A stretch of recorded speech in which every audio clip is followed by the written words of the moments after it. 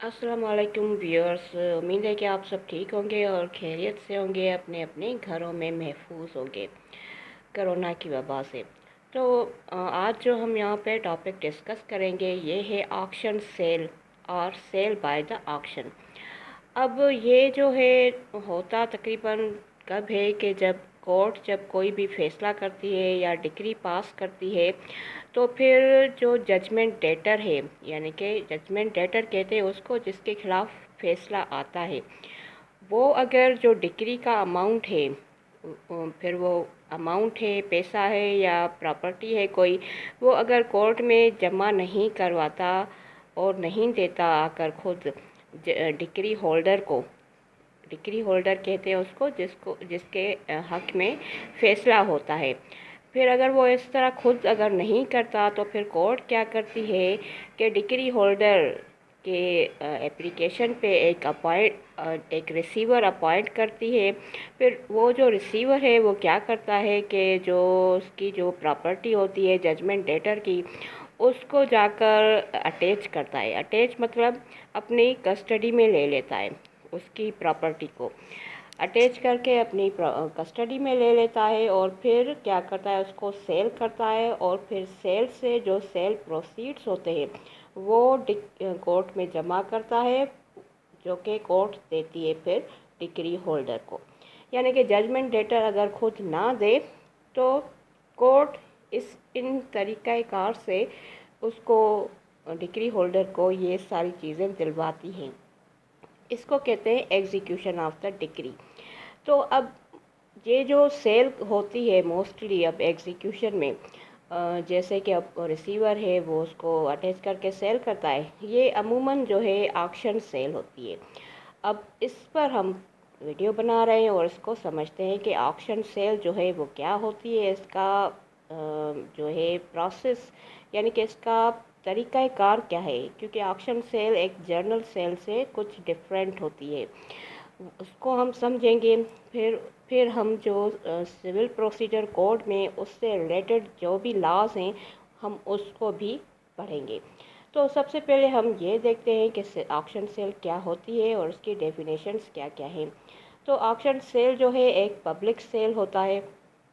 अब public sale जो है वो इसलिए होता है कि ये पब्लिक के बिफोर जो है पब्लिक को बुलवा कर जो है ये सेल करवाई जाती है। अब जर्नल सेल जो होती है वो एक प्राइवेट सेल होती है और कोई बंदा जो है खुद अपनी जो है सेल करवाता है, लेकिन ऑक्शन सेल में जो है खुद नहीं होता, अमूमन जो है कोर्ट ही करवाती है या रिसीवर वो करवाता है। अब ये पब्लिक के सामने होती है, इसलिए ये एक पब्लिक सेल है और प्राइवेट सेल नहीं है। अब इसका तरीक़ाकार क्या होता है, वैसे तो आपने मूवीज़ में या फिल्मों में ड्रामों में कभी ना कभी देखा ज़रूर होगा, लेकिन हम फिर भी इसको इन शॉर्ट समझते हैं कि अब इसमें पहली एक बात यही होती है, एक चीज़ कि जो है एक पर्सन होता है उसको कहते हैं ऑक्शनर। ऑक्शनर जो होता है वो एजेंट होता है, एजेंट की तरह काम करता है। वो बोली लगाता है, बोली मतलब बिड करता है, बोली को कहते हैं बिड, बिड करता है।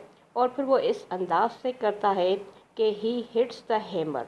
अब हैमर, हिट्स द हैमर मतलब यूँ कि आपने टीवी ड्रामों में तो देखा ही होगा कि वो किस तरह बोली लगाता जाता है और मतलब एक एक वैल्यू से स्टार्ट होता है और फिर एक जो अच्छा वैल्यू बन जाता है उसका, तो फिर वहाँ पर वहीं पर एंड करता है। अब जहाँ से ये स्टार्ट करता है, जिस प्राइस से स्टार्ट करता है उसको कहते हैं मिनिमम प्राइस। मिनिमम प्राइस को फिर लीगल टर्म में कहते हैं रिज़र्व अमाउंट, क्योंकि सीपीसी में यूज़ होगा word reserve amount, minimum price use नहीं होता।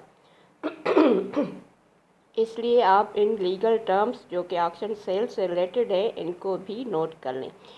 फिर क्या होता है कि वो हैमर्स जो है वो हिट करता जाता है तब तक कि जब तक फाइनल नहीं हो जाता और हाई अमाउंट पे जो सेलर या ओनर है वो जो है सेटिस्फाई नहीं हो जाता, और फिर वहाँ पे सेल जब एंड हो जाए तो वो एक एब्सोल्यूट जो सेल है वो बन जाती है। तो यानी कि एक तो इसमें हो गया ऑक्शनर जो एजेंट होता है सेलर का, सेलर या ओनर, ओनर भी हम उसको कहेंगे, वो पहले बिड लगाता है। बिड को हमको जो होते हैं वो उसकी मीनिंग है बोली लगाता है। और दो चीज़ें ये हो गई, और तीसरी चीज़ हो गई कि बायर। बायर को हम यहाँ पर कहते हैं बिडर, यानी कि जो बिडर तो बहुत आ जाते हैं पब्लिकली, लोग वहीं पर पहले उनको एक प्रोक्लेमेशन कोर्ट इशू करती है, प्रोनाउंस करती है, फिर जो पब्लिक है वहीं पर एक जगह जो है जमा होती है। अब ये तकरीबन एक बायर की कैपेसिटी में ही वहीं पर लोग आते हैं, तो उन सब को हम बिडर कहेंगे। तो फिर उनमें से कोई भी जो फाइनल जो है बिडर जो खरीद ही लेगा वो ही बिडर बनेगा। तो अब एक टर्म हो गया बिड, दूसरा ऑक्शनर, और तीसरा हो गया बायर यानी कि बिडर। अब ये जो ऑक्शन सेल है, ये जो है मूवेबल प्रॉपर्टी की भी हो सकती है और इमूवेबल प्रॉपर्टी की भी होती है, मतलब कि इसमें कोई फ़र्क नहीं, दोनों की हो सकती है। और जो ये ओनर है यानी कि प्रॉपर्टी का ओनर, और जिसको हम सेलर भी कहेंगे, सेलर सेल करवाता है थ्रू एजेंट, जिसको हम ऑक्शनर, हमने पढ़ा के ऑक्शनर, तो वो जो है खुद भी जो है उसको बाय कर सकता है, यानी कि खुद भी उसको खरीद सकता है, लेकिन with the prior permission of the court. Court की परमिशन से जो है वो उसको खरीद सकता है और वो खुद भी एक बिडर बन सकता है। ठीक, तो ये एक इसका प्रोसेस था। अब इसको डिफ़ाइन किस तरह से किया गया है, अब जर्नल एक इसकी डेफिनेशन है, दूसरा इसकी जो सीपीसी में डेफिनेशन है वो मैं दोनों ही पढ़ देती हूँ।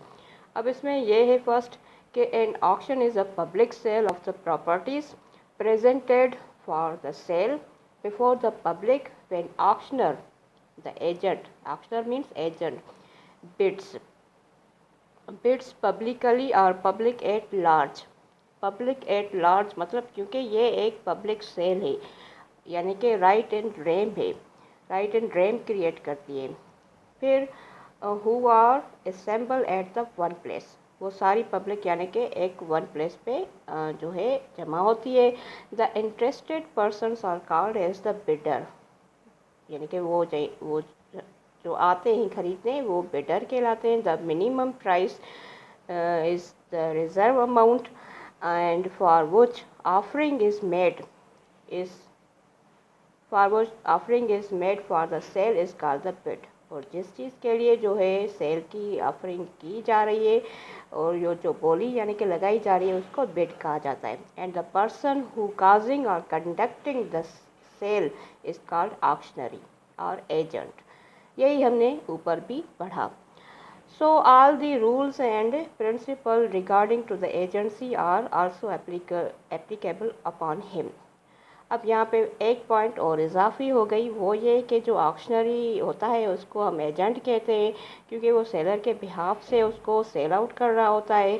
तो एजेंसी यानी कि जो कॉन्ट्रैक्ट ऑफ एजेंसी है उसके जितने भी जो रूल्स हैं वो उस पर एप्लीकेबल यानी कि लागू हो जाते हैं।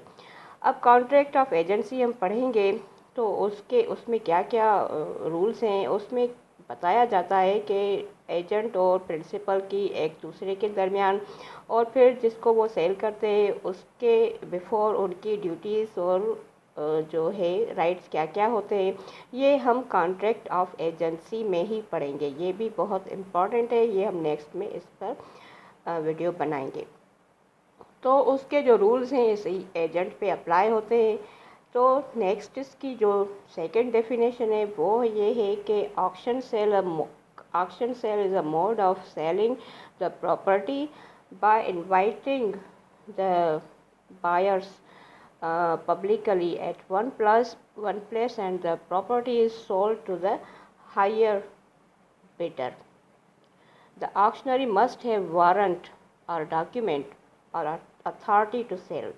अब यहाँ कह रहा है कि ऑक्शनरी को भी एक वारंट अथॉरिटी या जो है वारंट जो है वो डॉक्यूमेंट के फॉर्म में या जो अथॉरिटी है सेल करने की वो होनी चाहिए, क्योंकि वो जाहिर सी बात है प्रिंसिपल यानी ओनर के बिहाफ पे ही कर रहा होता है। अब इसी जो एजेंट है इसके दो मेन तरह के काम होते हैं इसमें सेल ऑक्शन सेल में।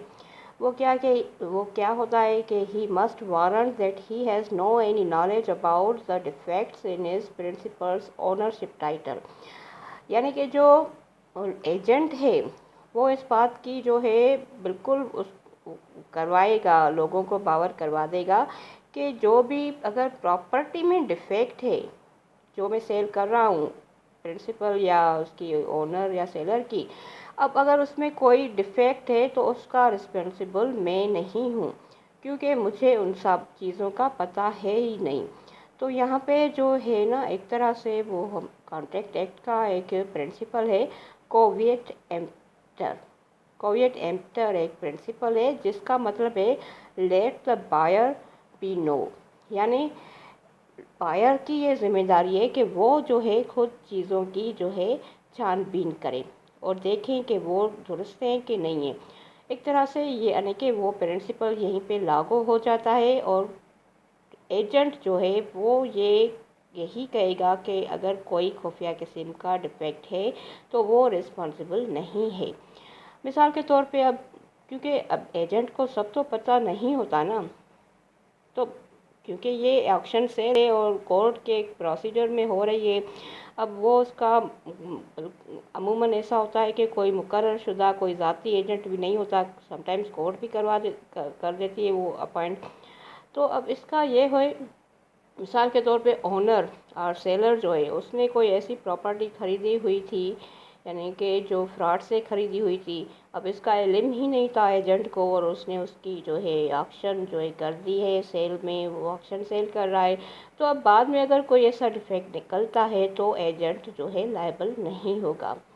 پھر یہ ہے کہ جو ایجنٹ ہے he warrants to quiet possession of the goods to the buyer, اب اس کی یہ ڈیوٹی ہے کہ یہ اسرٹین کروائے گا کس کو، بائر کو، کہ وہ جو ہے اس کی پراپرٹی کا جو بیچی اس نے، اس کی جو پوزیشن ہے، کاؤلڈ پوزیشن کا مطلب ہے ہینڈ اوور کرنا، وہ جو ہے اس کو جو ہے ہینڈ اوور کروا دے گا بائر کو سیلر سے لے کر، اور سیلر کو پرائس دلوائے گا بائر سے لے کر۔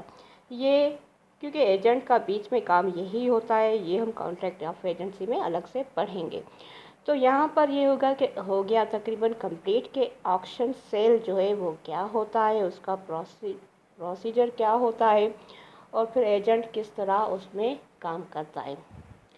اب نیکسٹ میں پڑھتے ہیں کہ سی پی سی جو ہے اس میں اس سے ریلیٹڈ جو ہے آکشن سیل سے ریلیٹڈ جو ہے کیا کیا جو لاز ہیں یا پروویژنس ہیں وہ موجود ہیں، اور وہ کیا کہتی ہے۔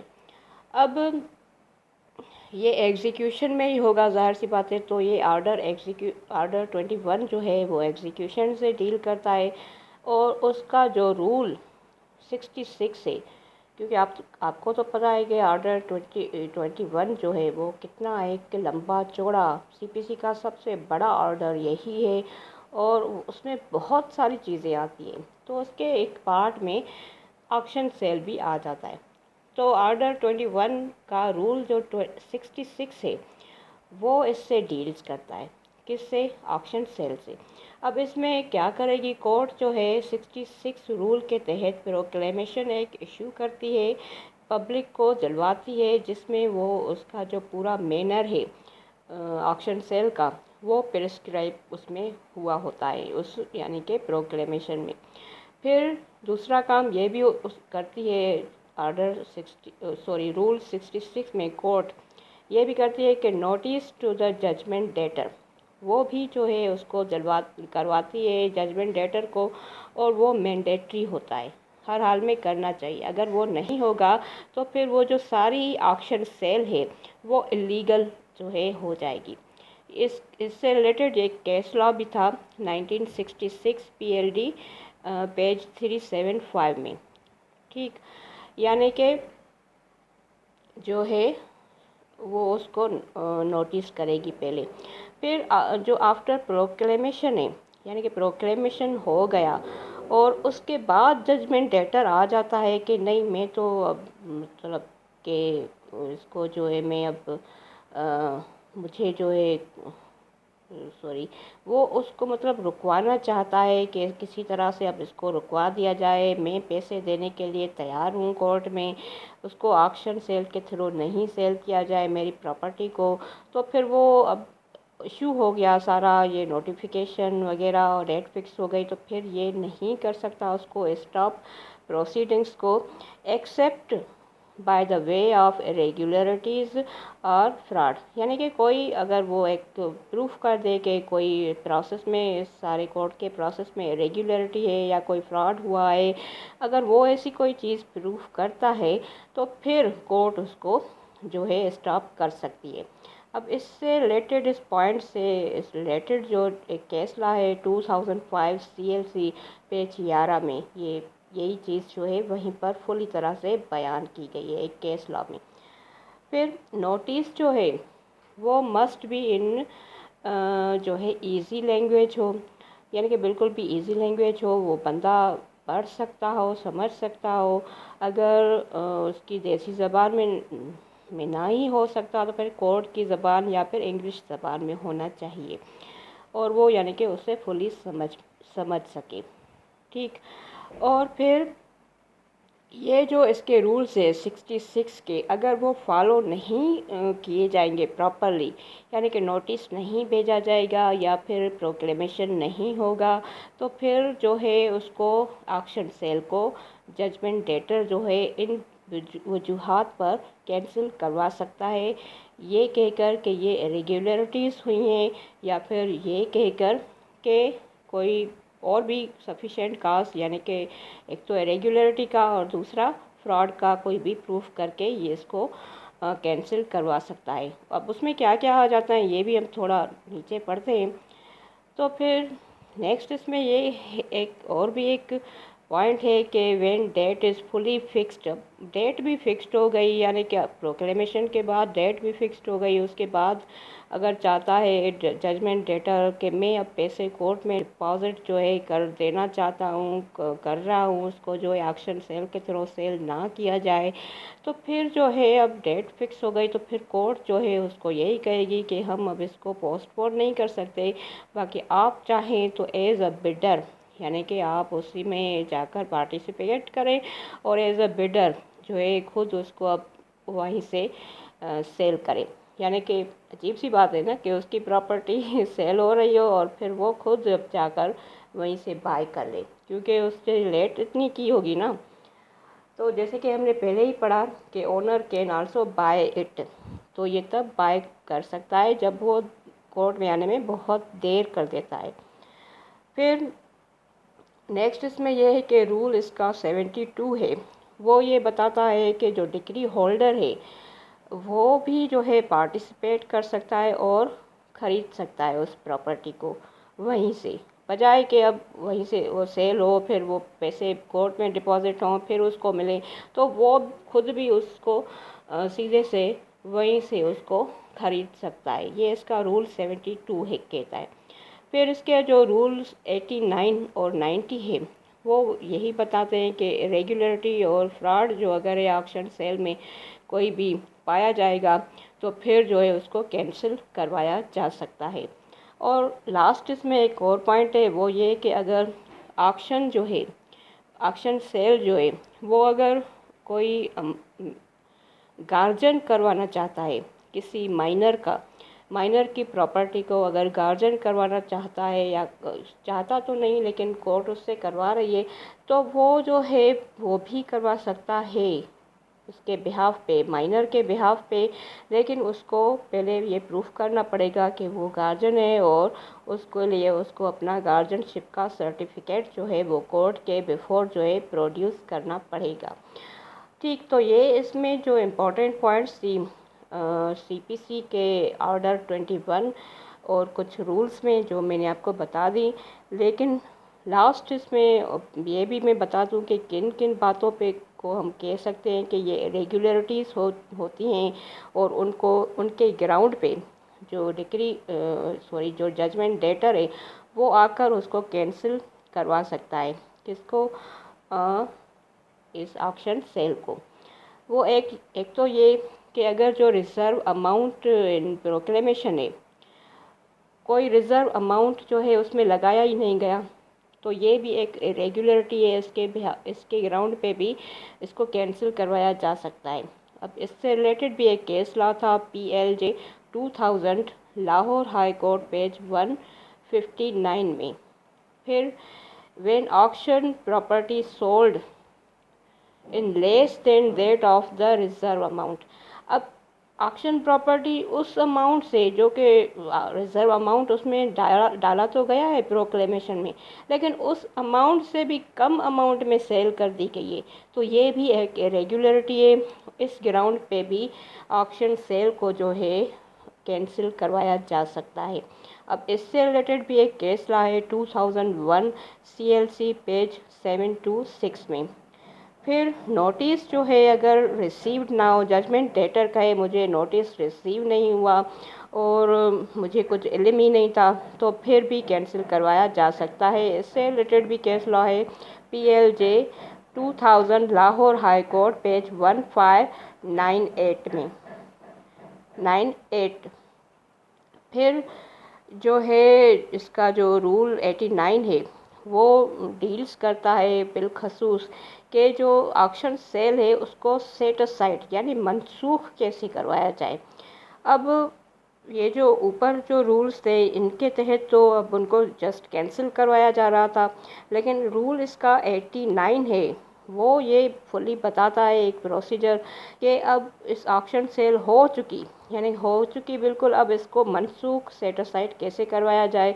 तो उसके लिए फ़र्स्ट तो ये करना पड़ेगा उसको जजमेंट डेटर को जिसकी प्रॉपर्टी नीलाम हुई है वो उसको ये करना पड़ेगा पहले तो कि जो उस प्रॉपर्टी का जो 5वां हिस्सा है उसके 5 हिस्से करे और फिर जो उसका 5वां हिस्सा बनता हो उसको पहले कोर्ट में उससे डिपॉजिट करवाना पड़ेगा। अब वापस में बाद में तो मिलता ही है जब बंदा कोई केस जीत जाता है, लेकिन ये कोर्ट एज अ सिक्योरिटी लेती है, तो उसका जो 5वां हिस्सा है उसको पहले कोर्ट में डिपॉजिट करवाना पड़ेगा और फिर जो ये मनसूखी का जो केस है ऑक्शन सेल की मनसूखी का ये मज़ीद आगे चल सकेगा, अदरवाइज़ नहीं चल सकेगा। तो अब इसके जो set aside of auction sale हो गया ये एक अलग से ही टॉपिक हो गया। और क्योंकि हम जब सेल किस तरह, पहले तो जनरल सेल भी होती है वो किस तरह सेट असाइड या मनसूख होती है, तो जब हम उसको पढ़ेंगे तो फिर उस पर ऑक्शन सेल को यानी कि इस रूल 89 को भी ऐड कर देंगे और उसी के साथ उसमें इसकी फर्दर जो डिटेल है वो पढ़ेंगे। तो यहीं पर जो ये टॉपिक है ऑक्शन सेल और सेल बाय ऑक्शन, ये तकरीबन जो है हमारा पूरी तरह से, बल्कि तकरीबन क्या पूरी तरह से ये ख़त्म हो गया। किसी को अगर मज़ीद कोई सी पॉइंट पे कंफ्यूजन हो तो वो कमेंट में मुझसे पूछ सकते हैं। Thank you.